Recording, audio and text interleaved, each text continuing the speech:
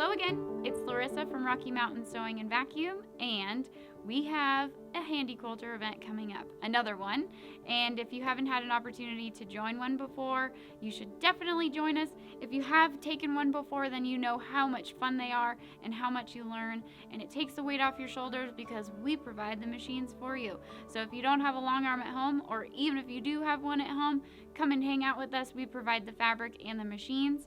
And the really cool thing about this event is we're going to talk about, of course, free motion, ruler work, maintenance for the machines, but we're also talking about ProStitcher, which is the robotics for Handi Quilter machines that helps the machine move on its own. So it makes you look like you have superhuman talents and you just sit there and eat bonbons and watch crime shows. So if you are interested in learning anything about that and you'd like to join us, come to the event center in November. It's a 2-day hands-on event.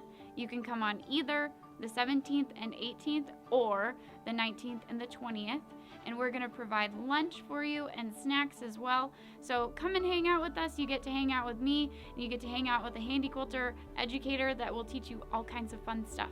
So hope to see you there. Bye-bye. Oh shoot, I didn't say anything about the cost. That doesn't